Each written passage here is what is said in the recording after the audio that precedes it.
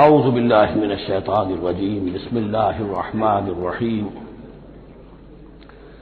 الطلاق مرتان فامساک بمعروف او تسریح باحسان صدق اللہ العظیم۔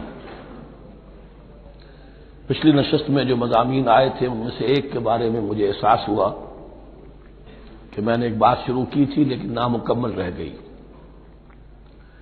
آیت الاختلاف کے بارے میں نے عرض کیا تھا کہ وحدت ادیان کے فلسفے کا ایک جز صحیح ہے، ایک غلط ہے۔ صحیح جز کی وضاحت تو ہو گئی کہ یہ تمام جتنے بھی دنیا میں مذاہب ہیں اور دین ہیں یہ سب اسی دین حق سے نکلی ہوئی شاخیں ہیں۔ دین حق سے پگڈنڈیاں مڑی ہیں، صراط مستقیم سے پگڈنڈی مڑی ہے، کوئی بہت دور نکل گئی اور اس کا یوں سمجھیے کہ پہچانی ہوئی صورت بھی پہچانی نہیں جاتی، اتنی دور ہو گئی کہ اس کا اس دین حق کے ساتھ اب کوئی رشتہ نظر ہی نہیں آتا۔ کچھ اتنے دور نہیں ہوئے، قدر قریب رہے، لیکن سب کی بنیاد ایک ہے۔ ظاہر بات ہے کہ حضرت آدم کی نسل سے بات شروع ہوئی ہے، حضرت آدم کی اولاد ایک ہی امت تھی، یہ تفرقے جو بھی ہوئے بعد میں ہوئے۔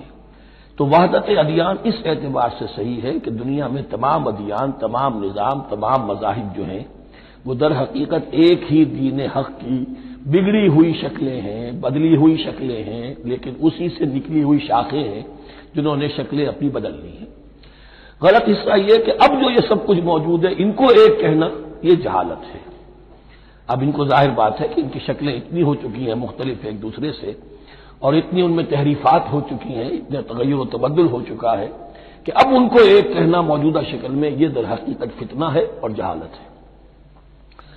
دوسری بات جو آخری مضمون آیا تھا 28ویں رکوع میں، دیکھیے اس کی ایک تمہید ہے، وہ سمجھ لیجئے انسانی تمدن کا اہم ترین اور بنیادی ترین مسئلہ کیا ہے۔ تمدن کا ایک ہے انسانی زندگی کا مسئلہ۔ انسانی زندگی کا سب سے پہلا مسئلہ وہی ہے کہ جو حیوانی زندگی کا بھی ہے، اپنی مادی ضروریات، پیٹ کھانے کو مانگتا ہے، سب سے پہلے یہی ہے، اس میں کوئی شک نہیں۔ لیکن اس کے بعد جب دو انسان ملتے ہیں اور اس سے تمدن شروع ہوتا ہے، اس کا سب سے بڑا مسئلہ ہے انسان کی شہوت۔ اللہ نے دو جنسیں بنا دی ہیں، مرد ہیں، عورت ہیں، اور ان دونوں کے درمیان تعلق سے نسل آگے چلتی ہے۔ اب اس معاملے کو کیسے ہارنس کیا جائے، کیسے منظم کیا جائے، یہ جذبہ بہت پوٹنٹ ہے۔ جو فرائڈ نے کہا ہے، بس وہ یوں سمجھیے کہ ذرا زیادہ مرچ مسالہ لگا دیا، ورنہ اس میں کوئی شک نہیں کہ یہ بہت ہی پوٹنٹ جذبہ ہے انسان کا۔ انسٹنکٹ جو ہے، سیکس کا انسٹنکٹ، وہ بہت مضبوط ہے، بہت قوی ہے۔ لیکن جو شے جتنی قوی ہو اتنا ہی اسے پھر، جو گھوڑا جتنا منہ زور ہو اتنا ہی اس کو لگام دینا جو ہے وہ آسان نہیں ہوتا، اس کے لیے پھر مشقت کرنی پڑتی ہے۔ تو اب اگر تو اس سیکس کو اوپن کر دیا جاتا، کھلا سیکس، فری سیکس، آج کل یہ لفظ استعمال ہوتا ہے، فری سیکس، کیوس ہوتا، تمدن میں فساد ہو جاتا۔ اس کے لیے شادی کا معاملہ کہ ایک عورت کا ایک مرد کے ساتھ رشتہ رہے، سب کو معلوم ہو کہ یہ اس کی بیوی ہے، یہ اس کا شوہر ہے، تاکہ اس طریقے سے نسب کا معاملہ بھی چلے اور ایک خاندانی ادارہ وجود میں آئے۔ ورنہ تو خاندانی ادارہ بس کیسے وجود میں آئے گا؟ فری سیکس میں تو خاندانی ادارہ وجود میں آ ہی نہیں سکتا۔ تو شادی کا، نکاح کا یہ رشتہ جو ہے یہ اللہ تعالیٰ نے اختیار کیا اور یہ انسانوں کو سکھایا۔ اب اس میں مرد اور عورت کیا بالکل برابر ہیں؟ اس سے بڑی حماقت کوئی نہیں، اس لیے کہ کسی بھی ادارے کے دو برابر کے سربراہ نہیں ہو سکتے۔ اتنی موٹی بات ہے کہ اگر آپ کسی ایک محکمے کے دو ڈائریکٹر بنا دیں، بات غلط ہو جائے گی، خراب ہو جائے گی۔ ایک ڈائریکٹر، مینیجنگ ڈائریکٹر، دوسرے 10 ڈائریکٹر بنا دیجیے آپ، لیکن اوپر ایک ہوگا، جنرل مینیجر ایک ہوگا، ڈپٹی مینیجر 10 رکھ دیجیے۔ ہر ادارے میں اگر نظم قائم کرنا ہے تو ایک اوپر ٹاپ پر ہونا چاہیے۔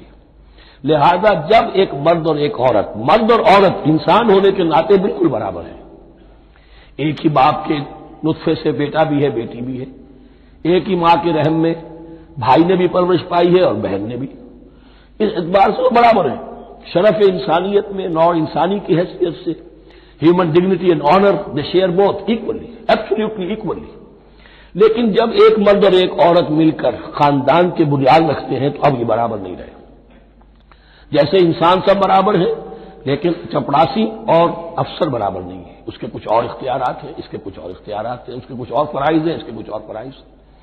اس طریقے سے اس رشتے کے معاملے میں اور یہ بھی نوٹ کر لیجئے کہ یہی وجہ اس قدر تفصیل کے ساتھ سب سے پہلے احکام قرآن میں دیے جا رہے ہیں اسی آئلی قوانین کے متعلق.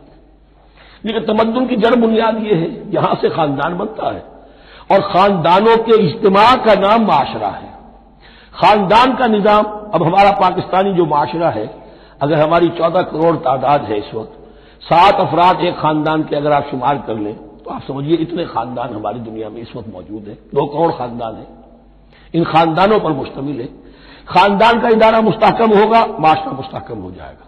خاندان کے ادارے میں صلاح ہوگی، فلاح ہوگی، معاشرے میں صلاح و فلاح آئے گی.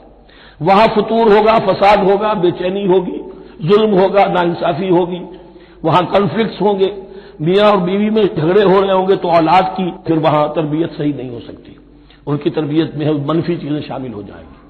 تو یہ ساری چیزیں جس کی وجہ سے بڑی تفصیل سے قرآن مجید میں احکام دیے گئے ہیں آئلی قوانین. ان میں جہاں تک یہ معاملات ہے، طلاق کا معاملہ ہے، اس میں برابر نہیں ہے. شادی کرنے میں عورت کو بھی حق ہے، وہ شادی سے انکار کر دے، جبر نہیں کیا جا سکتا. ایک مرتبہ وہ نکاح میں آ گئی ہے تو اب شوہر کا پلڑا بھاری ہے. شوہر اسے طلاق دے سکتا ہے، اگر ظلم کے ساتھ دے گا اللہ کے ہاں جواب دہی کرے گا اور سب پکڑ ہو جائے گی، لیکن اختیار ہے. وہ خود طلاق نہیں دے سکتی، البتہ طلاق حاصل کر سکتی ہے خلا جسے ہم کہتے ہیں. وہ عدالت کے ذریعے سے، بڑوں کے ذریعے سے، رشتہ داروں کے ذریعے سے خلا کرے، لیکن طلاق دینے کا حق اس کو برابر نہیں ہے مرد کی طرح. اسی طرح اگر ایک طلاق دی تھی مرد نے اور اب یہ عدت پوری نہیں ہوئی ہے، وہ بؤولتہن احق بردہن، اب وہ کہے تو نے طلاق دے دیا، میں تیرے گھر میں بسنے کو تیار نہیں ہوں، نہیں.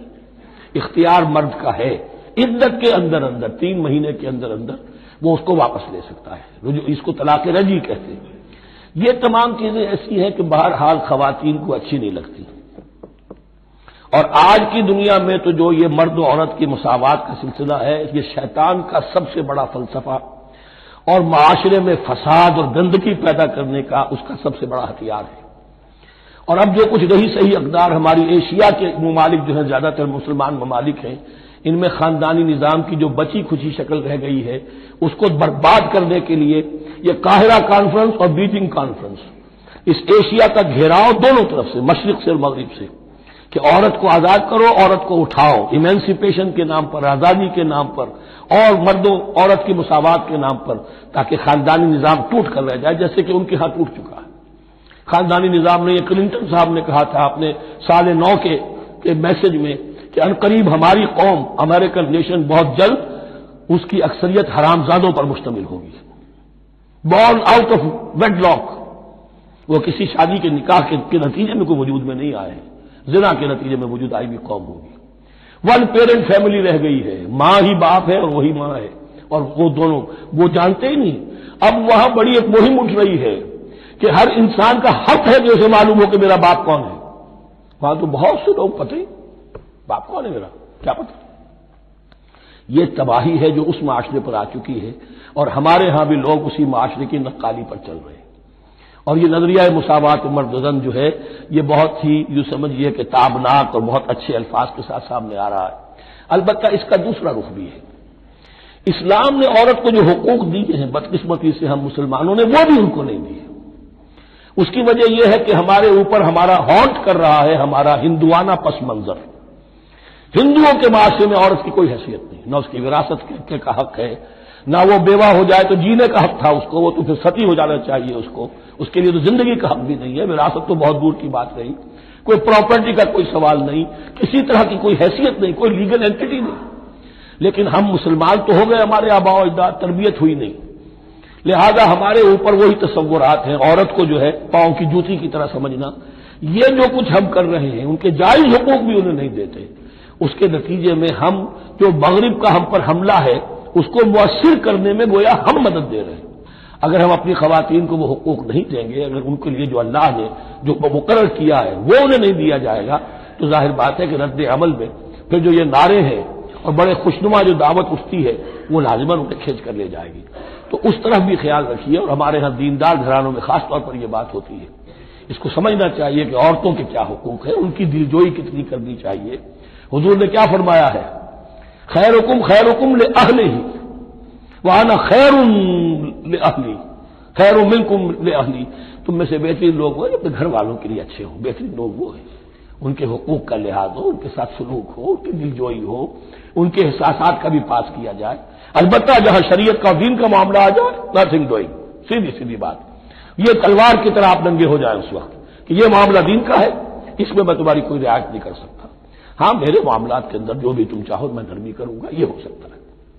بس اس کو ذہن میں رکھیے، یہ کڑوی گولی ہے۔ وَلَهُنَّ مِثْلُ الَّذِي عَلَيْهِنَّ بِالْمَعْرُوفِ وَلِلرِّجَالِ عَلَيْهِنَّ دَرَجَةٌ۔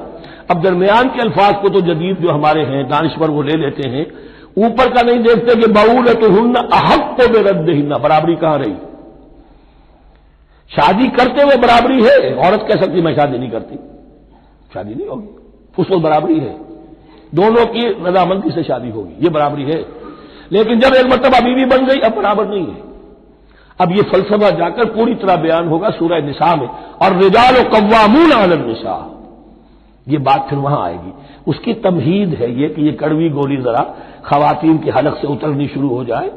وَبَعُولَتُهُنَّ أَحَقُّ بِرَدِّهِنَّ، اور اسی طریقے سے وَلِلرِّجَالِ عَلَيْهِنَّ دَرَجَةٌ۔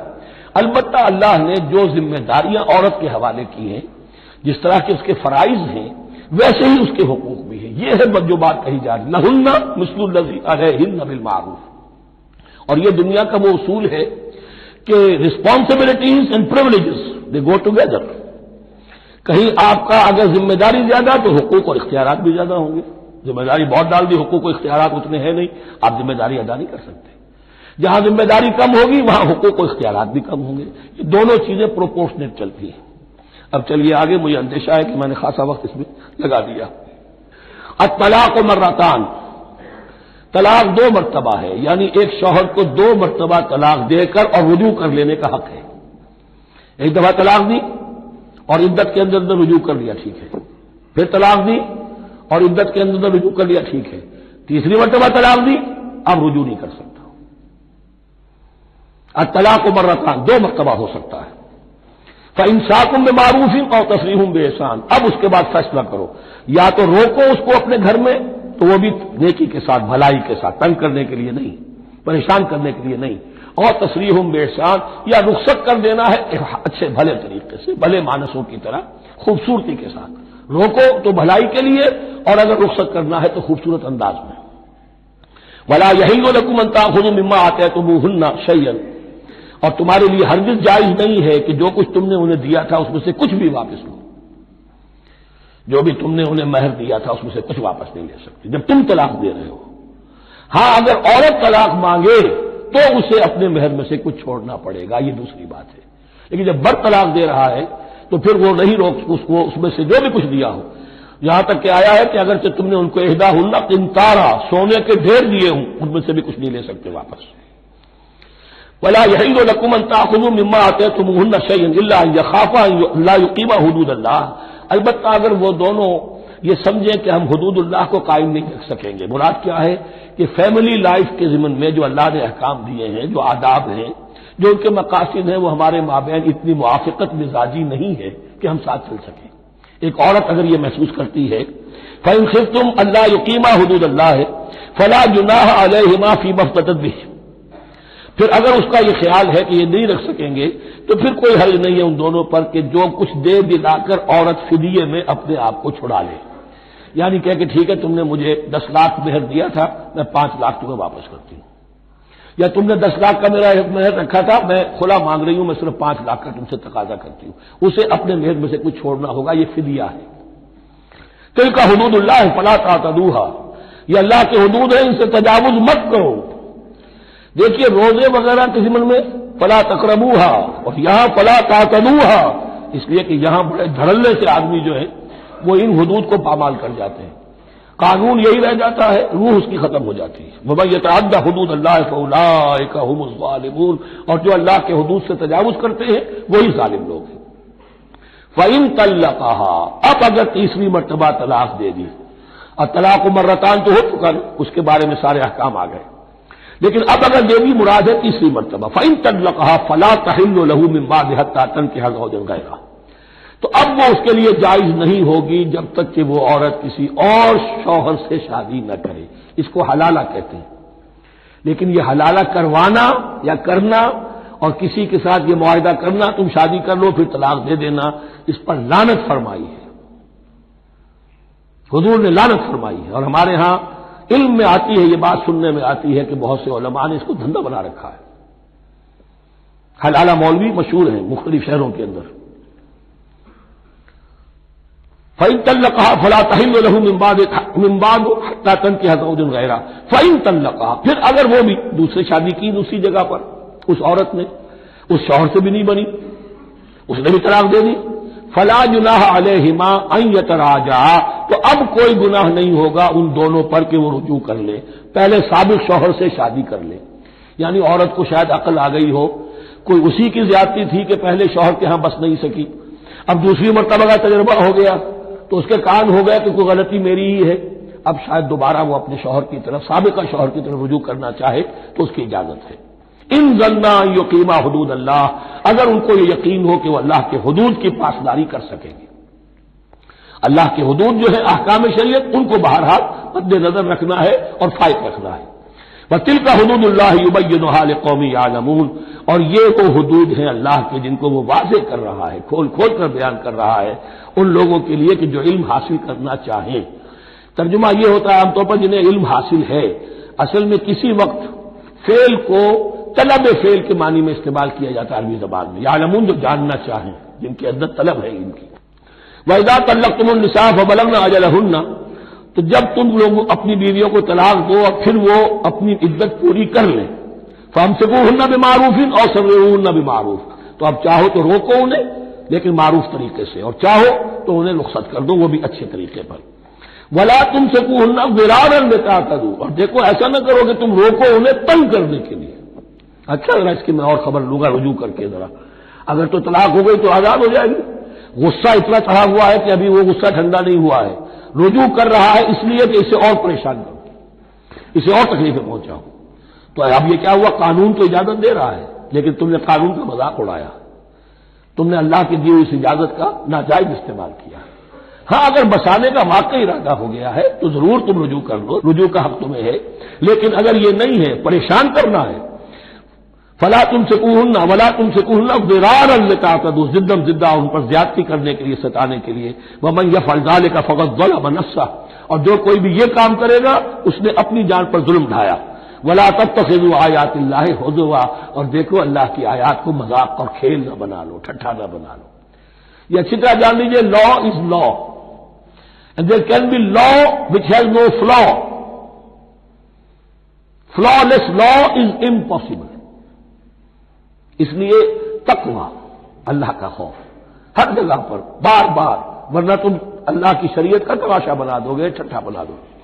ولا تتخذوا آیات اللہ ہزوا واذکروا نعمت اللہ علیکم، اور یاد کرو، ذکر کرو، شعور کرو اللہ کے انعامات کا جو تم پر ہوئے ہیں۔ وما انزل علیکم من الکتاب والحکمت، اور جو اس نے نازل فرما دی ہے تم پر اپنی کتاب، اپنی شریعت اور حکمت، یعظکم بہ، اس کے ذریعے سے تمہیں نصیحت کر رہا ہے، سیدھا راستہ بتا رہا ہے۔ واتقوا اللہ، اللہ کا تقوی اختیار کرو۔ واعلموا ان اللہ بکل شیء علیم، اور جان لو کہ اللہ تعالیٰ کو ہر چیز کا حقیقی علم حاصل ہے۔ وَإِذَا طَلَّقْتُمُ النِّسَاءَ فَبَلَغْنَ أَجَلَهُنَّ فَلَا تَعْضُلُوهُنَّ أَن يَنكِحْنَ أَزْوَاجَهُنَّ إِذَا تَرَاضَوْا بَيْنَهُم بِالْمَعْرُوفِ، اور جب تم اپنی عورتوں کو طلاق دے دو پھر وہ اپنی عدت پوری کر لیں تو مت آڑے آؤ اس میں کہ وہ عورتیں پھر نکاح کر لیں اپنے سابق ازواج سے، اذا تراضوا بینہم بالمعروف، جبکہ وہ آپس میں رضامند ہو جائیں بھلے طریقے پر۔ یعنی اگر طلاق مغلظ نہیں ہے، دیکھیے ایک طلاق ہوتی ہے بائن، پہلی طلاق دوسری طلاق، یہ جب تک عدت ختم نہیں ہوئی طلاق رجعی کہلاتی ہے، جس کے دوران شوہر کو رجوع کرنے کا حق ہے۔ عدت پوری ہو گئی، اب یہ بائن ہو گئی، اب شوہر اور بیوی کا جو رشتہ ہے ٹوٹ گیا۔ اب اگر نکاح ہوگا تو دوبارہ ہوگا، اس میں عورت کی مرضی کو دخل ہے۔ عدت کے اندر عورت کی مرضی کو دخل نہیں ہے، لیکن عدت کے بعد اب عورت کو اختیار ہے، اب تو نکاح ثانی ہوگا، سوائے طلاق مغلظ کے۔ تیسری طلاق اگر ہو گئی ہے تو پھر جب تک اس کا نکاح کسی اور سے نہ ہو جائے وہ بھی طلاق دے دے تو ان کے درمیان نکاح نہیں ہو سکتا۔ گویا کہ یہ دو طلاقوں کے بعد اگر پھر یہ لوگ جبکہ طلاق بائن ہو چکی ہو، وہی عورت وہی مرد پھر نکاح کرنا چاہیں تو اب تم آڑے مت آؤ۔ ہوتا کیا ہے، عورت کے بھائی ہیں، اب انہیں غصہ چڑھا ہوا، اس بدماش نے یہ کچھ کیا تھا، اس نے تمہیں ایسے ایسے ستایا تھا، اس نے یہ کیا تھا، اب تمہیں ہم شادی نہیں کرنے دیں گے اس کے ساتھ. نہیں، یہ کام تمہارا نہیں ہے. اگر وہ اذا تراضوا بینہم، اگر وہ باہم راضی ہو جائیں تو تم اب ان کے آڑے مت آؤ.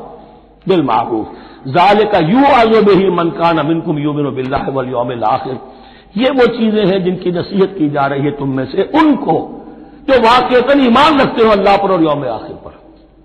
ان کے اندر ایمان ہی نہیں ہے، ان کے لیے یہ سارا جو ہے بحث کے آگے بین بجائے جاؤ کیا حاصل ہے؟ وہ تو پھر اس کو کوئی فائدہ نہیں پہنچے گا. ذالک یوعظ بہ من کان منکم یؤمن باللہ والیوم الآخر ذالکم ازکی لکم واطہر، یہ طریقے جو ہیں تمہارے لیے زیادہ پاک ہیں، زیادہ عمدہ ہیں. واللہ یعلم وانتم لا تعلمون، اللہ جانتا ہے تم نہیں جانتے. اپنی عقل کو مقدم نہ رکھو، یہ اللہ کا علم ہے. اسی نے عورت کو بنایا، اسی نے مرد کو بنایا. اسے مرد بھی عزیز ہے، عورت بھی عزیز ہے. الخلق عیال اللہ، حضور نے فرمایا تمام مخلوق اللہ کے کنبے کے مانند ہے.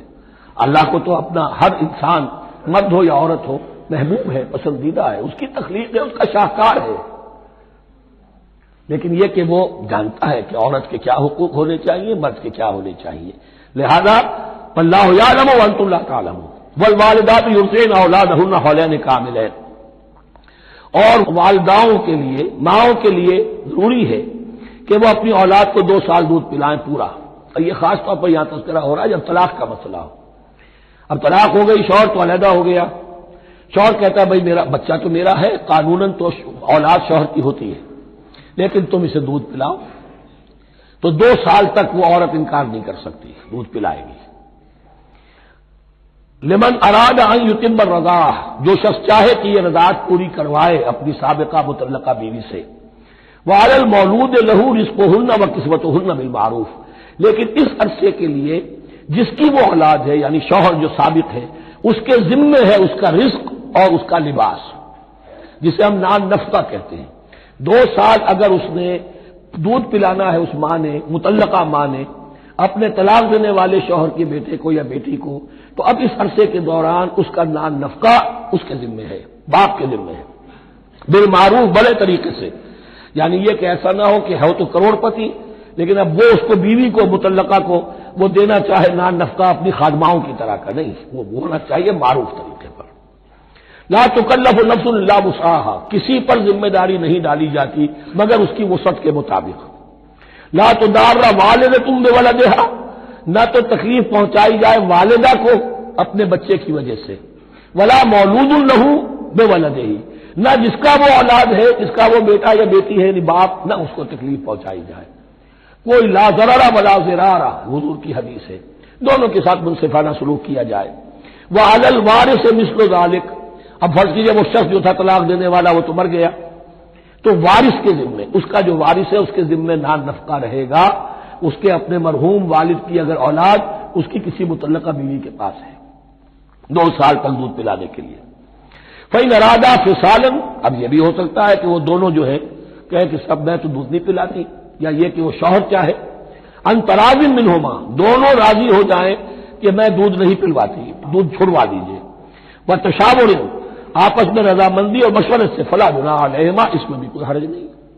اگر دودھ چھڑوانا چاہیں، وہ کسی اور سے دودھ پلوانا چاہتے ہیں، کوئی دایا رکھ لی ہے اس سے دودھ پلوانا چاہتا ہے، ٹھیک ہے، لیکن ہونا چاہیے جبر نہ ہو، ماں پر جبر نہ ہو.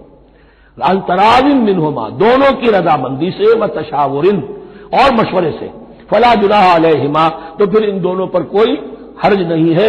اذا سلمتم ما آتیتم بالمعروف، جب کہ تم اس کی ماں کو وہ سب کچھ دے دو جس کا کہ تم نے اسے وعدہ کیا تھا. یہ نہ ہو کہ نان نفقے کو بچانے کے لیے اب تم کہو درمیان میں کہ چھوڑو جی مجھے تو سستی عورت مل رہی ہے دودھ پلا سکتی ہے. نہیں، وَإِنْ أَرَدْتُمْ أَنْ تَسْتَرْضِعُوا أَوْلَادَكُمْ فَلَا جُنَاحَ عَلَيْكُمْ، اگر تم چاہو کسی اور سے اب دودھ پلوانا، رضاعت کروانا، تو اس میں بھی کوئی حرج نہیں. فَلَا جُنَاحَ عَلَيْكُمْ إِذَا سَلَّمْتُمْ مَا آتَيْتُمْ بِالْمَعْرُوفِ، جبکہ ان کی ماں، اس کی ماں کو تم دے چکو جو کچھ کہ تم نے طے کیا تھا معروف اور بھلے طریقے پر. واتقوا اللہ، اور اللہ کا تقوی اختیار کرو. وَاعْلَمُوا أَنَّ اللَّهَ بِمَا تَعْمَلُونَ بَصِيرٌ، اور جان لو کہ جو کچھ تم کر رہے ہو اللہ اسے دیکھ رہا ہے. والذین یتوفون منکم ویذرون ازواجا، اور وہ کہ جو تم میں سے وفات پا جائیں اور وہ چھوڑ جائیں بیویاں، یتربصن بانفسہن، اب یہ عدت جو تھی ایک تھی طلاق کی عدت، وہ 3 ماہواریاں آ جانا، 3 مہینے تو اندازن، اور ایک ہے جو فوت ہو گیا، اور بیوہ کی عدت کیا ہے؟ والذین یتوفون، جو تم میں سے وفات دے دیے جائیں، منکم تم میں سے، ویذرون ازواجا، پیچھے بیویاں چھوڑ گئے ہوں، یتربصن بانفسہن 4 اشہر وعشرہ، وہ روکے رکھیں اپنے نفسوں کو 4 مہینے اور 10 دن، 4 مہینے 10 دن تک ایک جو بیوہ عورت ہے وہ کوئی اور نکاح نہیں کر سکتی، 4 مہینے 10 دن۔ فَإِذَا بَلَغْنَ أَجَلَهُنَّ، اور جب وہ اپنی اس مدت تک پہنچ جائیں، یعنی پوری ہو گئی مدت عدت کی، فَلَا جُنَاحَ عَلَيْكُمْ فِيمَا فَعَلْنَ فِي أَنفُسِهِنَّ، تو تم پر کوئی گناہ نہیں ہے اس معاملے میں جو وہ اپنے بارے میں کرے۔ اب وہ آزاد ہے، نکاح کر سکتی ہے۔ اب تم روکنا چاہو، ہماری ناک کٹ جائے گی، یہ بیوہ بیٹھ نہیں سکی، اس سے رہا نہیں گیا، نہیں، غلط بات، تمہارا کوئی اختیار نہیں۔ لا جناح علیکم فیما فعلن فی انفسہن بالمعروف، کرے نیک طریقے سے، بھلے طریقے سے، شریعت کے مطابق، قواعد شریعت کے مطابق، تو تمہارا اختیار نہیں ہے کہ روکو۔ واللہ بما تعملون خبیر، اور جو کچھ تم کر رہے ہو اللہ اس سے باخبر ہے۔ ولا جناح علیکم فیما عرضتم به من خطبۃ النساء واکننتم فی انفسکم، اب یہ انہی بیواؤں کا ذکر ہو رہا ہے، تم پر کوئی حرج نہیں ہے کہ جو تم اشارے میں کوئی بات اور پیغام دینا چاہو کسی بیوہ کو، اشارے کنائے میں، لیکن یہ کہ اس میں عدت کے دوران نکاح تو نہیں ہو سکتا، اشارے کنائے میں یہ کچھ بات کہی جا سکتی ہے کہ مجھے دلچسپی ہے، شاید میں کوئی بھی طریقہ اختیار کیا جائے۔ او اکننتم فی انفسکم، یا اپنے دلوں میں چھپائے رکھو، تو اللہ کو کوئی اعتراض نہیں۔ اس میں یہ کہ ظاہر بات ہے کہ ایک آدمی علم اللہ انکم ستذکرونہن، اللہ کے علم میں ہے تمہیں ان کا خیال تو آئے گا ہی، آخر یہ عورت تھی، بیوہ ہو گئی ہے، اب میں اس سے شادی کر سکتا ہوں، آپ کو رغبت ہے اس کی طرف نکاح کی، تو اب کوئی آدمی سوچے میرے دل میں خیال آ رہا ہے بیوہ کے بارے میں، میں تو گناہ گار ہو گیا، میرا دل گناہ گار ہو گیا، نہیں، یہ قانون فطرت ہے۔ علم اللہ انکم ستذکرونہن، اللہ کے علم میں ہے ان کا خیال تو تمہیں آئے گا ہی۔ ولکن لا تواعدوہن سرا، لیکن ایسا نہ کرو کہ ان سے معاہدہ کر لو خفیہ ہی خفیہ، طے ہو جائے، بات پکی ہو جائے، سرا الا ان تقولوا قولا معروفا، سوائے اس کے کہ کوئی معروف بات کہہ دی جائے جس سے انہیں اشارہ مل جائے، بس۔ ولا تعزموا عقدۃ النکاح حتی یبلغ الکتاب اجلہ، اور مت باندھو گراہ نکاح کی جب تک کہ قانون شریعت اپنی مدت پوری نہ کر لے، یعنی عدت جب تک پوری نہ ہو جائے۔ اب یہاں دیکھیے حتی یبلغ الکتاب، کتاب سے مراد شریعت، قانون شریعت، کتاب سے مراد یہاں کیا ہے کہ جو بھی قانون آ چکا ہے کتاب کے اندر، 4 مہینے 10 دن کے بعد نکاح اس سے پہلے نہیں ہوگا۔ وَاعْلَمُوا أَنَّ اللَّهَ يَعْلَمُ مَا فِي أَنفُسِكُمْ فَاحْذَرُوهُ، اور جان لو کہ اللہ خوب جانتا ہے جو تمہارے دلوں میں ہے، بس اس سے ڈرو، اس کی پکڑ سے بچو۔ وَاعْلَمُوا أَنَّ اللَّهَ غَفُورٌ حَلِيمٌ، اور یہ بھی جان لو اللہ غفور بھی ہے، بخشنے والا بھی ہے، وہ خطا ہو گئی ہے، استغفار کرو، توبہ کرو، اللہ معاف فرمائے گا۔ اور حلیم ہے، وہ فوراً نہیں پکڑتا بلکہ ڈھیل دیتا ہے، مہلت دیتا ہے، اگر چاہو تو تم توبہ کر لو۔ لا جناح علیکم ان طلقتم النساء ما لم تمسوهن او تفرضوا لهن فریضہ، تم پر کوئی گناہ نہیں ہے کہ تم ایسی بیویوں کو طلاق دے دو کہ جن کو نہ تو تم نے اب تک چھوا ہو اور نہ ان کے لیے مہر مقرر کیا ہو۔ یہ ہو جاتا تھا نکاح جو ہے بچپن میں بھی کر دیے جاتے تھے، لیکن ابھی کوئی نوبت نہیں آئی ہے، نکاح تو ہو گیا لیکن نہ کوئی مہر مقرر ہوا ہے، نہ کوئی ان کی ملاقات ہوئی ہے، تو اگر ایسا کرو گے تو تم طلاق دے سکتے ہو۔ وَمَتِّعُوهُنَّ، لیکن شرافت کا تقاضا یہ ہے کہ جو لڑکی تم سے منسوب رہی ہے، اب اگر وہ رشتہ توڑ رہے ہو تو اسے کچھ دے دلا کر، اسے کچھ نہ کچھ متاع، کچھ سامان دنیاوی دے کر۔ مَتِّعُوهُنَّ عَلَى الْمُوسِعِ قَدَرُهُ وَعَلَى الْمُقْتِرِ قَدَرُهُ، جو وسعت والا ہے، جس کو کشائش حاصل ہے، غنی ہے، وہ اپنی حیثیت کے مطابق، اور جو تنگدست ہے وہ اپنی حیثیت کے مطابق۔ متاعًا بالمعروف، اور یہ ساز و سامان دینا جو ہے یہ بھی بھلے انداز میں ہو، ایسا نہ ہو جو خیرات دی جا رہی ہو۔ حقاً علی المحسنین، یہ حق ہے محسنین پر، یہ سمجھے کہ ہم پر اللہ تعالیٰ کی طرف سے عائد کردہ یہ ذمہ داری ہے۔ وَإِن طَلَّقْتُمُوهُنَّ مِن قَبْلِ أَن تَمَسُّوهُنَّ وَقَدْ فَرَضْتُمْ لَهُنَّ فَرِيضَةً، اور اگر دوسری شکل یہ ہے کہ تم نے طلاق دی ایسی بیوی کو کہ جس کو تم نے چھوا تو نہیں ہے، لیکن مہر مقرر ہو چکا تھا. فنصف ما فرضتم، تو اب آدھا مہر جو ہے جو تم نے فرض کیا تھا، جو طے کیا تھا، اس کا آدھا تو تمہیں دینا ہی دینا ہے. الا یعفونا، الا یہ کہ وہ معاف کر دیں، ہمیں آدھا بھی نہیں چاہیے، یا چلیے ہمیں چوتھائی دے دیجیے.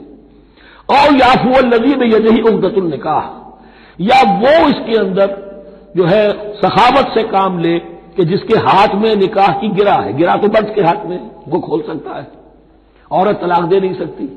لہذا کیوں نہ ایسا کرو کہ تم پورا ہی مہر دے دو. فرمایا وان تعفو، اگر تم درگزر کرو اور زیادہ دو، اقرب للتقوی، یہ تقوی سے قریب تر ہے. ولا تنسبوا الفضل بینکم، اپنے مابین احسان کرنا مت بھولو، اور اپنے مابین جو فضیلت اللہ نے تمہیں دی ہے عورتوں پر اس کو مت بھولو. تمہارا پھر ایٹیچیوڈ بھی ایسا ہونا چاہیے کہ تم اپنے بڑے ہونے کے حساب سے ان کے ساتھ نرمی کرو، ان کو زیادہ دو، ان کو جتنا بھی مہر مقرر کیا تھا اس سے بھی زیادہ دے دلا کے رخصت کرو. قانون میں تو صرف مہر ہوگا، البتہ قانون یہی ہے کہ اگر انہیں چھوا نہیں ہے، مقاربت نہیں ہوئی ہے، لیکن یہ کہ مہر مقرر ہو چکا تھا تو آدھا مہر تو لازماً دینا ہے. آدھا بھی یہ چھوڑ سکتی ہے عورت، لیکن تمہارے لیے بہتر ہے کہ تم پورا دو یا اور زیادہ دو. ان اللہ بما تعملون بصیر، یقیناً جو کچھ تم کر رہے ہو اللہ دیکھ رہا ہے.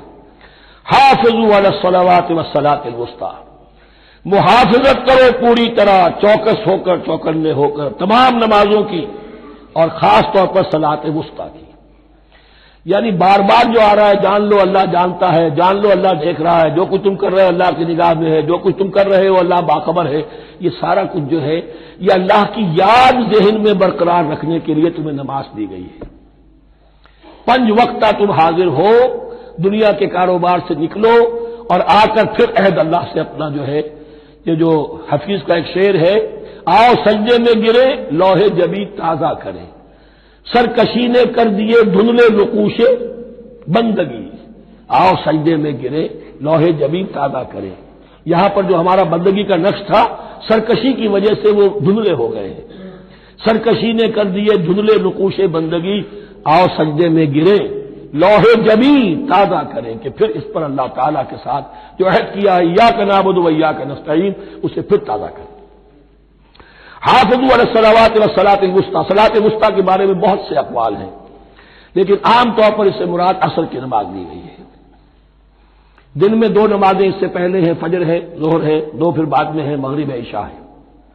وقوموا للہ قانتین، اور کھڑے ہوا کرو اللہ کے سامنے پورے ادب کے ساتھ. یعنی ایک تو رکوع ہے جس میں جھکنا ہے، سجدہ ہے جھکنے کی انتہا ہے، قیام بھی قنوت کے ساتھ ہو، معلوم ہو کہ ایک بندہ اپنے آقا کے سامنے کھڑا ہے. اس کے کھڑے ہونے کے انداز میں بھی معلوم ہو کہ تواضع ہے، عجز ہے. فَإِنْ خِفْتُمْ فَرِجَالًا أَوْ رُكْبَانًا، اور اگر تم خوف کی حالت میں ہو تو چاہے پیادہ چلتے ہوئے، سفر کرتے ہوئے، دشمن پیچھا کر رہا ہے، آپ کہیں جا رہے ہیں تو چاہے اب رکیں گے نماز پڑھیں گے تو وہ تعاقب میں قریب آ جائے گا، تو رجالن چلتے ہوئے، یا کہیں جلدی جانا ہے اور وہاں پر ابھی فوری طور پر حملہ کرنا ہے تو اس میں یہ ہے کہ جنگ کی حالت میں یہ رعایتیں ہیں.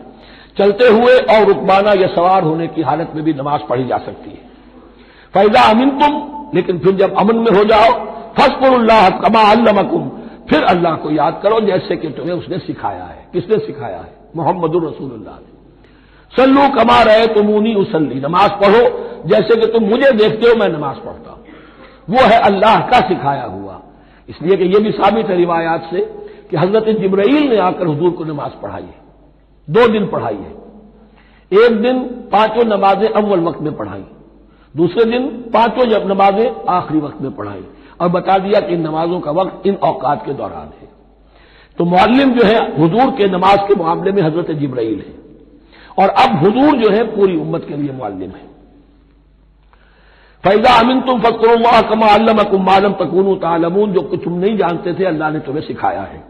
وَالَّذِينَ يَتَوَفَّوْنَ مِنكُمْ وَيَذَرُونَ أَزْوَاجًا، اور پھر دوبارہ لوٹ کر معاملہ آ رہا ہے بیواؤں کا، اور جو لوگ تم میں سے وفات دے دیے جائیں اور وہ چھوڑ جائیں پیچھے بیویاں، وصیۃ لازواجہم متاعا الی الحول غیر اخراج، تو اپنی بیویوں کے لیے وصیت لازمن کریں 1 سال تک کے لیے نان نفقے کی، اور بغیر اس کے کہ انہیں گھروں سے نکالا جائے. اب یوں سمجھیے اس کو، ایک شخص فوت ہوا، 4 بیویاں ہیں، ایک کے ہاں اولاد تھی، بیٹا تو اسی کا ہے، باقی تین تو اس کی جو ہیں سوتیلی مائیں ہیں۔ ایک ماں کو تو وہ اپنی ماں سمجھ کر اس کی خدمت کرے گا، باقی تین کو لائبلٹی سمجھے گا۔ تو فرمایا ایسا نہ ہو کہ فوراً نکال دو کہ جاؤ اپنا راستہ لو، جس سے تمہاری شادی تھی وہ گیا۔ 1 سال کے لیے انہیں گھر سے نہ نکالا جائے اور ان کا دان نفقہ دیا جائے۔ لیکن یہ بھی اصل میں تھا وصیت کا، جب یہ قانون آئے گا وراثت کا تو اس سے پہلے کے لیے، جیسے کہ والدین کے لیے کہا گیا تھا وصیت کرو، ایسے بیویوں کے لیے بھی کرو۔ جب ان کا حق آ گیا، اس لیے کہ شوہر مر گیا ہے تو بیوی کا حق ہے اس کی وراثت میں، بیوی مر گئی ہے شوہر کا حق ہے اس کی وراثت میں، تو وہ تو وراثت کے اندر حق معین ہو گیا، تو اب یہ وصیت کی ضرورت نہیں۔ اور اسی طرح 1 سال کا نفقہ نہیں ہے، اب نفقہ جو ہے وہ صرف عدت کے دوران کا ہے، جو ہم اس سے پہلے پڑھ چکے ہیں۔ فَإِنْ خَرَجْنَا فَلَا جُنَاحَ عَلَيْكُمْ فِيمَا فَعَلْنَ فِي أَنفُسِهِنَّ، لیکن اگر وہ خود نکل جائے، ظاہر بات ہے کہ عدت ہوتی 4 مہینے 10 دن، اب تم سال بھر روکو گے تو نہیں ان کو، اگر وہ شادی کر کے کہیں اور جا کے بسنا چاہے تو تم پر کوئی الزام نہیں آئے گا، جو کچھ وہ کرتی ہے اپنی جانوں کے بارے میں معروف ہو، بھلے طریقے پر، معروف طریقے پر۔ واللہ عزیز الحکیم، اور یقیناً اللہ تعالیٰ زبردست ہے، حکمت والا۔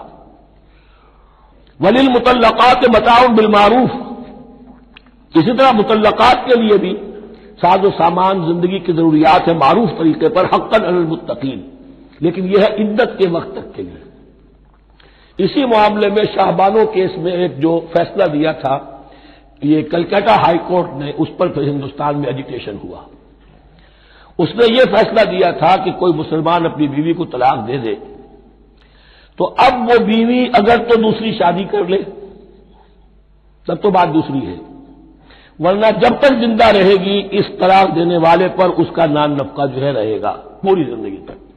اس پر مسلمانوں نے کہا، بھارت کے مسلمانوں نے، یہ ہماری شریعت میں دخل اندازی ہے، شریعت نے صرف عدت تک کا حق رکھا ہے مطلقہ کے لیے، تم ساری زندگی کہاں سے لا رہے ہو؟ پھر وہ فساد ہوا، پھر بہت سے لوگوں نے جانیں دی، پھر جو ہے ایجیٹیشن ہوا، لیکن پھر راجیو گاندھی کو گھٹنے ٹیکنے پڑے اور پھر قانون بنا دیا گیا بھارت میں کہ کوئی عدالت ہندوستان کی including supreme court of India مسلمانوں کے آئلی قوانین میں دخل نہیں دے سکتی۔ میں سلام کیا کرتا ہوں مسلمانان بھارت کو، ہمارے ہاں ایک ڈکٹیٹر نے، فوجی ڈکٹیٹر نے آئلی قوانین بنائے جنہیں سنیوں نے، شیعوں نے، اہل حدیث نے، بریلویوں نے، دیوبندیوں نے اور جماعت اسلامی کی ٹاپ کی قیادت سب نے یہ کہا کہ یہ غلط قوانین ہیں، اور وہ آج تک چل رہے ہیں۔ ایک اور ملٹری عامر 11 برس تک یہاں پر لمن الملک اليوم، میرے لیے ہے بادشاہی، میں ہوں مقتدر اعلیٰ، مقتدر قادر مطلق، یہ کہتا وہ چلا گیا اور اس قوانین کو جو کا تو برقرار رکھا ہے۔ اسی پر بھی میں نے شورا سے استعفیٰ دیا تھا ان کے، لیکن مسلمانوں نے وہاں پر یہ بات بھی نہیں ہونے دی کہ جب قرآن شریعت کا حکم جو ہے وہ یہ ہے کہ مطلقہ کو عدت تک کے لیے دان نفقہ ہے تو ساری زندگی کا کوئی معاملہ نہیں۔ کذالک یبین اللہ لکم آیاتہ لعلکم تعقلون، اسی طرح اللہ تعالیٰ تمہارے لیے اپنی آیات کو واضح کر رہا ہے تاکہ تم عقل سے کام لو اور سمجھو۔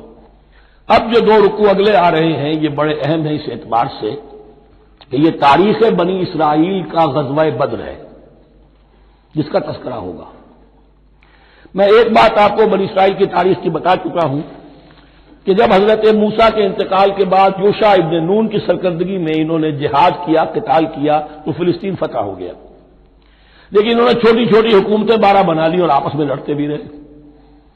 لیکن 300 برس کے بعد پھر صورتحال پیدا ہوئی، وہ واقعہ ہوگا جو اب سامنے آ رہا ہے کہ جب ان کے اوپر دنیا تنگ ہو گئی، آس پاس کے جو کافر اور مشرک لوگ تھے انہوں نے انہیں دبا لیا، بہت سو کو ان کے گھروں سے، ان کے ملکوں سے نکال دیا، تو پھر تنگ آ کر انہوں نے کہا اس وقت کے نبی سے کہ ہمارے لیے کوئی بادشاہ بنا دیجئے، سپہ سالار بنا دیجئے، اب اللہ کی راہ میں جنگ کریں گے۔ تو وہ جو جنگ ہوئی ہے طالوت اور جالوت کی، اس جنگ کے بعد سے خلافت راشدہ شروع ہوئی ہے دور بنی اسرائیل کی۔ گویا کہ خلافت راشدہ دور بنی اسرائیل کی 300 برس بعد آئی ہے ان کے رسول کے انتقال کے، جبکہ خلافت راشدہ اس امت مسلمہ کی متصل ہے رسول اللہ صلی اللہ علیہ وسلم کے زمانے کے ساتھ، اس لیے کہ صحابہ نے جانیں دی، خون دیا، قربانیاں دی، اور اس کے نتیجے میں حضور کی زندگی ہی میں دین غالب ہو گیا، اسلامی ریاست قائم ہو گئی۔ تو ظاہر بات ہے اس کے بعد آپ کے انتقال کے بعد خلافت کا دور شروع ہو گیا، لیکن وہاں یہ سارے سال 300 برس گزرے ہیں، اس کے بعد ان کا دور خلافت آیا ہے، اور اس میں بھی 3 خلافتیں ہیں کہ جو متفق علیہ ہے، ویسے وہاں تو وہ نبوتیں ہیں، طالوت علیہ السلام، داؤد علیہ السلام اور سلیمان علیہ السلام، چوتھی خلافت پر آ کر تقسیم ہو گئی ہے، جیسے حضرت علی کے زمانے میں چوتھی خلافت میں عالم اسلام جو ہے دارالاسلام منقسم ہو گیا کہ مصر اور شام نے حضرت علی کی خلافت کو تسلیم نہیں کیا۔ اسی طرح حضرت سلیمان کے دو بیٹوں میں پھر ان کی مملکت تقسیم ہو گئی، ایک اسرائیل اور ایک یہودیہ، یہ دو ریاستیں وجود میں آئی، یہودی۔ بہرحال یہ جو واقعہ تھا کہ جس کے بعد خلافت راشدہ شروع ہو رہی ہے، اسلام کا غلبہ شروع ہو رہا ہے حضرت موسیٰ کی تاریخ میں، وہ ہے طالوت اور جالوت کی جنگ، اس کے لیے اب یہاں پر تذکرہ ہو رہا ہے، اور یہ بھی ایک آئینہ دکھایا جا رہا ہے صحابہ کرام کو، اب یہی مرحلہ تمہیں درپیش ہے۔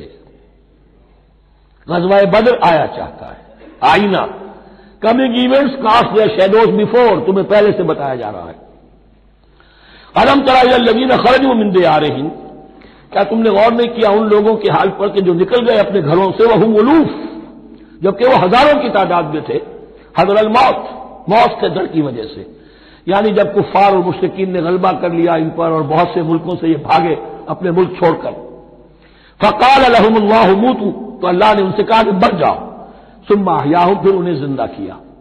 یہاں یہ بھی ہو سکتا ہے مراد کہ فی الواقع یہ عمل ہوا ہو، اور یہ بھی مراد ہو سکتا ہے جیسے قوم مر جاتی ہے لیکن پھر اس کا نشأت ثانیہ ہو جاتی ہے، پھر اللہ نے ان کے اندر ایک جذبہ پیدا کر دیا، یعنی یہاں پر مرنا اور احیا جو ہے وہ معنوی ہو، روحانی ہو، اخلاقی ہو، وہ بالفعل جسدی نہ ہو، لیکن اللہ کے اختیار سے باہر نہیں، اس کی قدرت میں ہے، سب کو مار کر بھی دوبارہ جلا سکتا ہے۔ ان اللہ لذو فضل علی الناس ولکن اکثر الناس لا یشکرون، اور یقیناً اللہ تعالیٰ تو اپنے بندوں پر بڑا فضل کرتا ہے، لیکن اکثر لوگ جو ہے شکر نہیں کرتے، ناقدری کرتے ہیں اللہ کے احسانات کی۔ لیکن اب وہ غزوہ بدر جو ہے ان کا سابقہ امت مسلمہ کا، اس کا حال بیان کرنے سے پہلے مسلمانوں سے گفتگو ہو رہی، اس لیے کہ ہے تو ساری ان کے لیے، ان کی ہدایت کے لیے۔ تاریخ بیان کرنا قرآن کا مقصد نہیں ہے، تاریخ کی کتاب نہیں ہے یہ، تو جو بھی جو پروسیس آف ریولوشن چل رہا تھا، جو جد و جہد تھی، جو تحریک تھی محمد رسول اللہ کی، جس مرحلے میں سے وہ تحریک گزر رہی ہے، اسی مرحلے کی مناسبت سے سابقہ تاریخ سے بھی واقعات لائے جا رہے ہیں، اور اسی کی مناسبت سے وہ جو بھی وقتی احکام ہیں وہ دیے جا رہے ہیں۔ وَقَاتِلُوا فِي سَبِيلِ اللَّهِ وَاعْلَمُوا أَنَّ اللَّهَ سَمِيعٌ عَلِيمٌ، اور جنگ کرو اللہ کے راستے میں، اور جان لو اللہ تعالیٰ سب کچھ سننے والا اور جاننے والا ہے۔ مَنْ ذَا الَّذِي يُقْرِضُ اللَّهَ قَرْضًا حَسَنًا فَيُضَاعِفَهُ لَهُ أَضْعَافًا كَثِيرًا، کون ہے وہ شخص کہ جو اللہ کو قرض حسنہ دے؟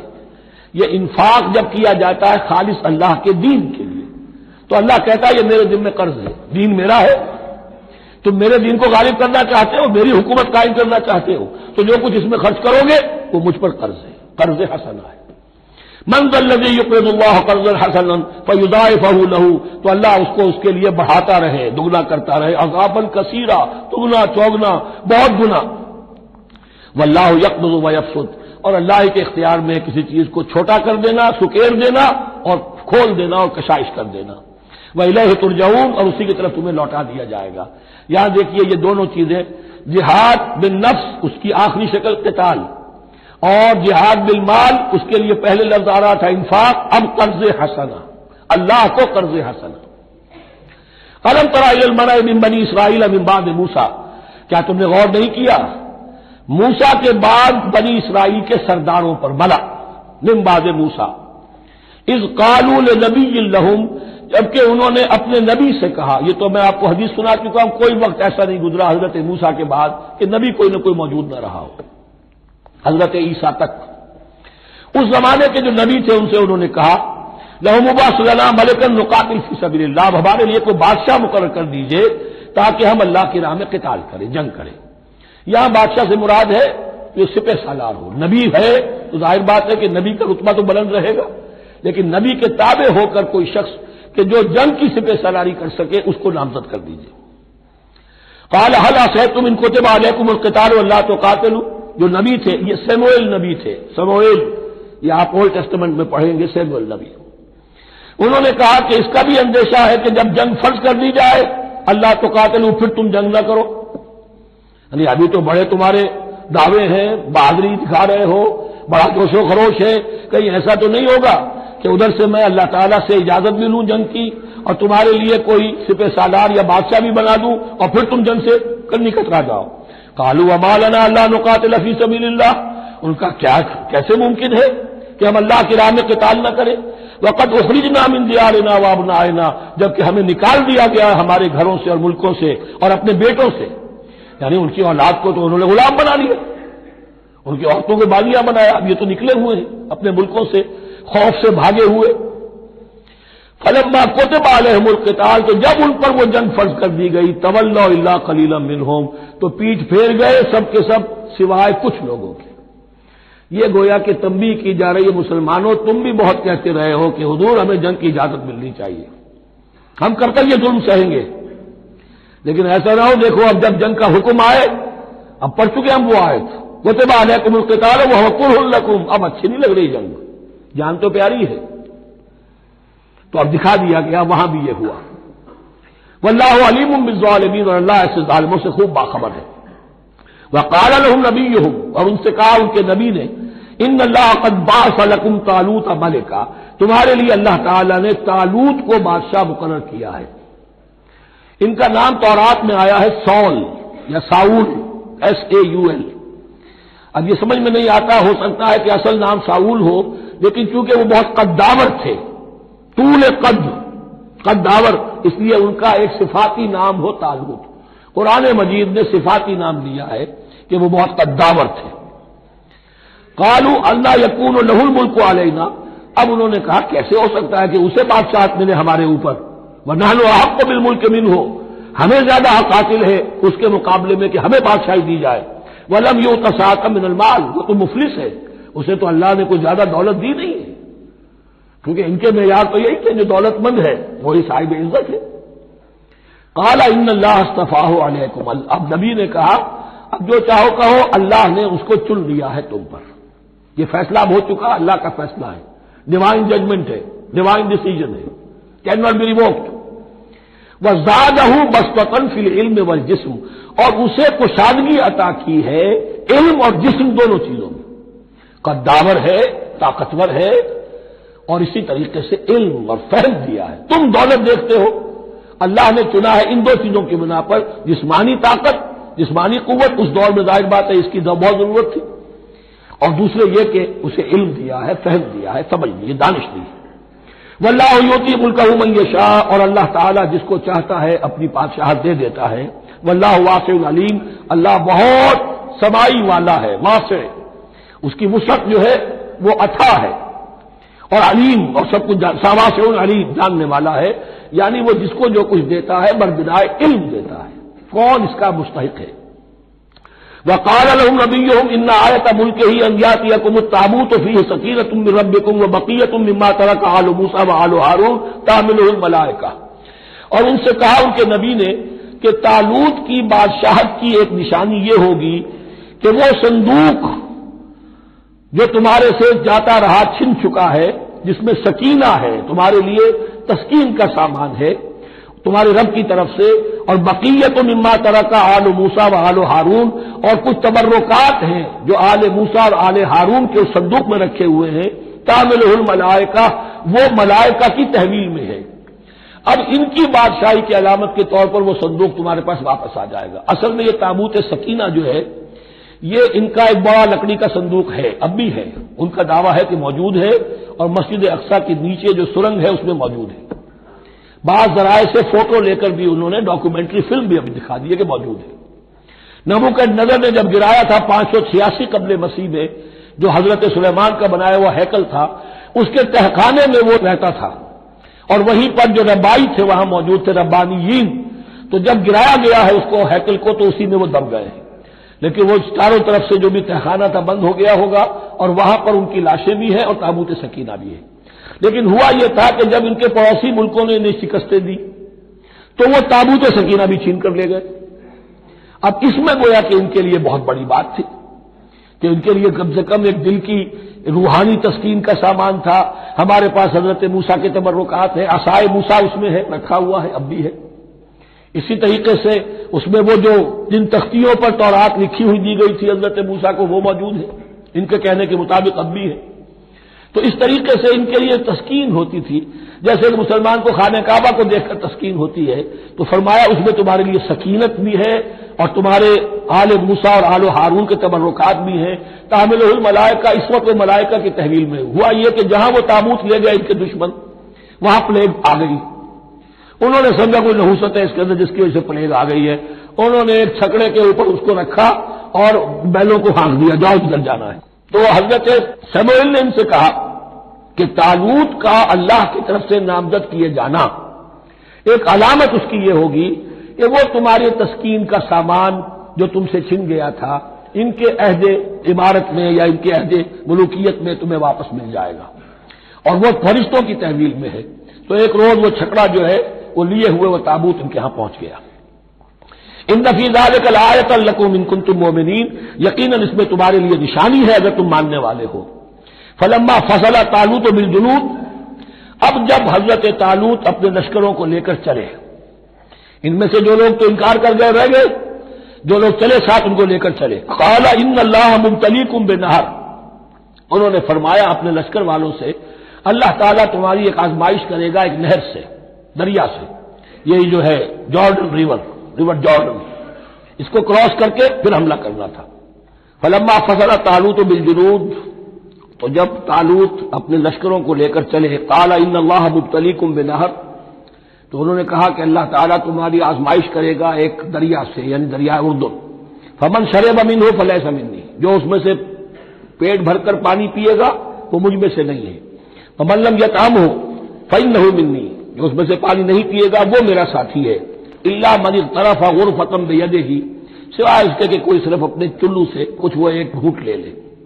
یہ اصل میں ہر کمانڈر کے لیے ضروری ہوتا ہے کہ کسی بھی بڑی جنگ سے پہلے اپنے ساتھیوں کا مورال دیکھے، ڈسپلن کی حالت دیکھے. تو جیسے حضور نے بھی غزوہ بدر سے قبل مشاورت کی تھی کہ مسلمانوں ایک لشکر آ رہا ہے جنوب سے کیل کانٹے سے لیس، اور ایک قافلہ آ رہا ہے شمال سے، اور اللہ نے ان دو میں سے ایک کا وعدہ کیا تمہیں ضرور ملے گا، بتاؤ کدھر چلے. اندازہ ہو گیا کچھ لوگ جو کمزوری دکھا رہے تھے انہوں نے کہا چلے جی پہلے قافلہ لوٹ لے، اور جو لوگ تھے باہمت انہوں نے کہا جو حضور آپ کی ارادہ جو آپ کا منشا ہو. تو یہاں بھی انہوں نے اس سے ٹیسٹ کیا ہے کہ آیا وہ میرے حکم کی پابندی کرتے ہیں یا نہیں کرتے. فشربوا منہ، تو ان سب نے بہتوں نے پیا اس میں سے خوب جی بھر کر، الا قلیلا منہم، سوائے ان میں سے بہت کم تعداد میں. فلما جاوزہ هو والذین آمنوا معہ، تو جب گزرے اس دریا کے پار اترے وہ اور وہ لوگ جو ان کے ساتھ ساتھیہ اہل ایمان رہ گئے تھے. یعنی پہلی سکریننگ پہلے ہو چکی تھی جو قتال ہی کے منکر ہو گئے تھے، اور اس کے بعد دوسری ہو گئی ہے کہ جو اس چھلنی میں سے نہیں نکل سکے، وہ پانی پی کر بے سدھ ہو گئے. یہ ایسا ہی ہے جیسے غزوہ احد میں حضور صلی اللہ علیہ وسلم کے ساتھ 1000 آدمی مدینے سے نکلے تھے اور پھر عین وقت پر 300 آدمی ساتھ چھوڑ کر چلے گئے. تو جب انہوں نے دریا پار کر لیا انہوں نے اور ان کے ساتھی اہل ایمان نے، قالوا لا طاقت لنا اليوم بجالوت وجنودہ، تو انہوں نے کہا کہ ہمارے اندر تو واقعتاً طاقت نہیں ہے کہ ہم جالوت کا اور اس کے لشکروں کا مقابلہ کر سکیں. یہ گولیت جس کو کہتے ہیں جالوت، یہ بڑا قوی ہیکل انسان تھا، اور اس کا جو زراح بختر تھا وہ اتنا پورا جسم ڈھکا ہوا کہ سوائے آنکھ کے سوراخ کے اور کچھ نہیں تھا اس میں، جو نظر ہی نہیں آتا تھا. تو اس نے مبارزت کی اور کوئی بھی مقابلے پر نہیں آ رہا تھا. قال الذين يظنون انهم ملاقو الله كم من فئة قليلة غلبت فئة كثيرة باذن الله، تو کہا ان لوگوں نے جو یقین رکھتے تھے کہ اللہ سے ملاقات کرنی ہے.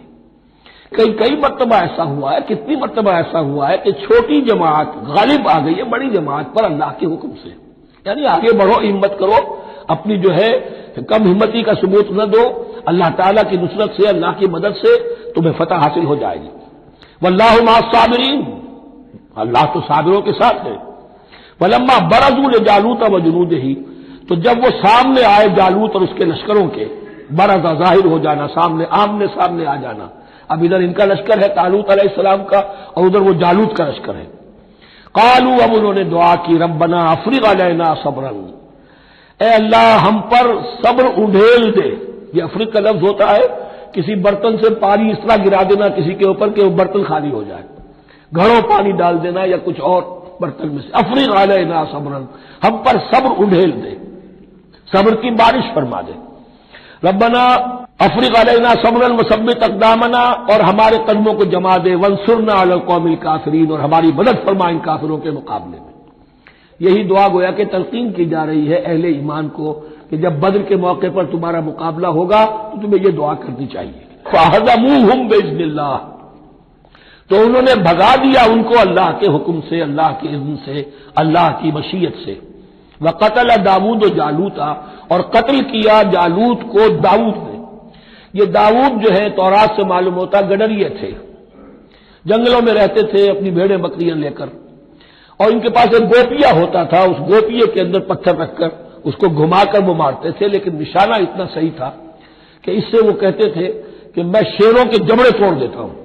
جب کبھی شیر آتے ہیں میرے بھیڑوں بکریوں کے گلوں پر حملے کے لیے، تو جب وہ آ گئے اتفاق سے، جب لشکر آمنے سامنے تھے، ادھر جالوت للکار رہا ہے کوئی میرے مقابلے میں، ادھر سب کے سب سہمے کھڑے ہیں، کوئی آگے نہیں نکل رہا۔ یہ حضرت داؤد آ گئے اتفاقاً، کہا معلوم ہوا کیا سچویشن ہے، یہ ہے کہ اچھا ٹھیک ہے، میں اس غیر مختون کا میں معاملہ کرتا ہوں، اس لیے کہ یہ ان کے یہاں سب سے بڑی گالی تھی۔ حضرت ابراہیم کی ملت میں ہے ختنہ، اور یہ جو کفار اور مشرک تھے ان کے یہاں ختنہ نہیں تھی، تو نامختون ہونا ان کے ہاں یہ سب سے بڑی گالی تھی۔ اس نامختون کا پھر جو ہے میں اس کو کیفر کردار تک پہنچاؤں گا، میرے پاس یہ گوپیا ہے اور میں تو شیروں کے جبڑے توڑ دیا کرتا ہوں۔ انہوں نے پھر وہ پتھر رکھ کر اور گھمایا ہے، اور سیدھا وہ آنکھ کے سوراخ سے اس کے بھیجے کے اندر اتر گیا، اور اس طریقے سے قتل داؤد و جالوتا، داؤد نے جالوت کو قتل کیا، اور اللہ تعالیٰ نے پھر ان کو جو براتی بتا کیے، وَآتَاهُ اللَّهُ الْمُلْكَ وَالْحِكْمَةَ وَعَلَّمَهُ مِمَّا يَشَاءُ۔ ایک تو یہ کہ طالوت علیہ السلام نے اپنی بیٹی کا نکاح ان سے کر دیا، داماد ہو گئے، اور پھر انہی کو وارث بنایا، یہ بادشاہ ہوئے۔ اللہ نے ان کو ہی ملک دیا، حکومت دی، بادشاہت دی، اور حکمت بھی دی، نبوت بھی دی، یہ دونوں اعتبارات سے ان کو اللہ تعالیٰ نے سرفراز فرمایا۔ وَعَلَّمَهُ مِمَّا يَشَاءُ، اور پھر اسے سکھایا جو کچھ کہ اللہ نے چاہا۔ وَلَوْلَا دَفْعُ اللَّهِ النَّاسَ بَعْضَهُم بِبَعْضٍ، اور اگر اس طریقے سے اللہ ایک گروہ کو دوسرے کے ذریعے سے دفع نہ کرتا رہے، زمین میں فساد ہوتا ہے تو اللہ تعالیٰ کو شکل ایسی پیدا کرتا ہے کہ کسی اور گروہ کو سامنے لا کر مفسدوں کا خاتمہ کرتا ہے۔ اگر ایسا نہ ہوتا، وَلَوْلَا دَفْعُ اللَّهِ النَّاسَ بَعْضَهُم بِبَعْضٍ لَفَسَدَتِ الْأَرْضُ، تو زمین میں فساد ہی فساد پھیل گیا ہوتا۔ اللہ تعالیٰ نے ان جنگوں کے ذریعے سے ہر بڑا فرعون جو آتا، ہر فرعون راموسا، اللہ تعالیٰ نے کوئی نہ کوئی اس کے لیے علاج تجویز کیا ہوا ہے۔ وَلَوْلَا دَفْعُ اللَّهِ النَّاسَ بَعْضَهُم بِبَعْضٍ لَفَسَدَتِ الْأَرْضُ وَلَٰكِنَّ اللَّهَ ذُو فَضْلٍ عَلَى الْعَالَمِينَ، لیکن اللہ تعالیٰ تو تمام جہانوں پر بڑا فضل کرنے والا ہے۔ تِلْكَ آیاتُ اللَّهِ نَتْلُوهَا عَلَيْكَ بِالْحَقِّ، یہ اللہ کی آیات ہیں جو ہم پڑھ کر آپ کو سنا رہے ہیں حق کے ساتھ۔ یہ قول گویا کہ حضرت جبرائیل کی طرف منسوب ہوگا، یہ اللہ کی آیات ہیں اے مسلمانوں، اے محمد صلی اللہ علیہ وسلم، جو ہم آپ کو سنا رہے ہیں حق کے ساتھ۔ وَإِنَّكَ لَمِنَ الْمُرْسَلِينَ، اور یقیناً اے محمد صلی اللہ علیہ وسلم آپ رسولوں میں سے ہیں۔ تِلْكَ الرُّسُلُ فَضَّلْنَا بَعْضَهُمْ عَلَى بَعْضٍ، ایک بہت اہم قانون بیان ہو رہا ہے، ان رسولوں میں سے ہم نے بعض کو بعض پر فضیلت دی ہے۔ یہ میں پہلے بیان کر چکا ہوں کل، تفریق بین الرسول کفر ہے، تفضیل یہ قرآن سے ثابت ہے، کوئی افضل ہے اور کوئی مفضول ہے، کسی کو کسی اعتبار سے فضیلت ہے، کسی کو کسی اور اعتبار سے فضیلت، جزوی فضیلت ہے مختلف لوگوں کی ہو سکتی ہے، کلی فضیلت تمام انبیاء اور رسول پر محمد رسول اللہ کو حاصل ہے۔ تِلْكَ الرُّسُلُ فَضَّلْنَا بَعْضَهُمْ عَلَى بَعْضٍ مِّنْهُم مَّن كَلَّمَ اللَّهُ، ان میں سے وہ بھی تھے جن سے اللہ نے کلام فرمایا، حضرت موسیٰ علیہ السلام۔ وَرَفَعَ بَعْضَهُمْ دَرَجَاتٍ، اور بعضوں کے اور کسی اعتبار سے درجات بڑھا دیے۔ وَآتَيْنَا عِیسیٰ ابْنَ مَرْیَمَ، اور ہم نے عیسیٰ ابن مریم کو البینات بڑے کھلے معجزے دیے، وَأَيَّدْنَاهُ بِرُوحِ الْقُدُسِ، اور ان کی مدد فرمائی حضرت جبرائیل کے ساتھ۔ وَلَوْ شَاءَ اللَّهُ مَا اقْتَتَلَ الَّذِينَ مِن بَعْدِهِم مِن بَعْدِ مَا جَاءَتْهُمُ الْبَيِّنَاتُ، لیکن اللہ چاہتا تو یہ آپس میں نہ لڑتے جھگڑتے، نہ یہودیوں کی آپس میں جنگیں ہوتی، نہ یہودیوں نصرانیوں کی ہوتی، نہ نصرانیوں کے فرقے ایک دوسرے سے لڑتے۔ وَلَوْ شَاءَ اللَّهُ مَا اقْتَتَلَ الَّذِينَ مِن بَعْدِهِم مِن بَعْدِ مَا جَاءَتْهُمُ الْبَيِّنَاتُ، اس کے بعد کہ ان کے پاس واضح تعلیمات آ چکی تھی۔ وَلَٰكِنِ اخْتَلَفُوا، لیکن انہوں نے اختلاف کیا۔ فَمِنْهُم مَّنْ آمَنَ وَمِنْهُم مَّنْ كَفَرَ، ان میں وہ بھی ہیں جو ایمان لے آئیں گے اور ان میں وہ بھی ہیں جو کفر پر اڑ گئے ہیں۔ وَلَوْ شَاءَ اللَّهُ مَا اقْتَتَلُوا، اگر اللہ چاہتا ان پر لازم کر دیتا، یعنی جبرن تکوینی طور پر، تو اختلاف نہ کرتے، جھگڑتے نہ۔ وَلَٰكِنَّ اللَّهَ يَفْعَلُ مَا يُرِيدُ، لیکن اللہ تو کرتا ہے جو چاہتا ہے۔ اللہ نے جو دنیا کو اس حکمت پر بنایا ہے کہ یہ دنیا کی زندگی آزمائش ہے، آزمائش کے لیے آزادی دی ہے، تو جو شخص غلط راستے پر جانا چاہے اسے آزادی ہے، جو صحیح راستے پر آنا چاہے اسے آزادی ہے۔ بارک اللہ لی ولکم فی القرآن العظیم ونفعنی وإیاکم بالآیات والذکر الحکیم۔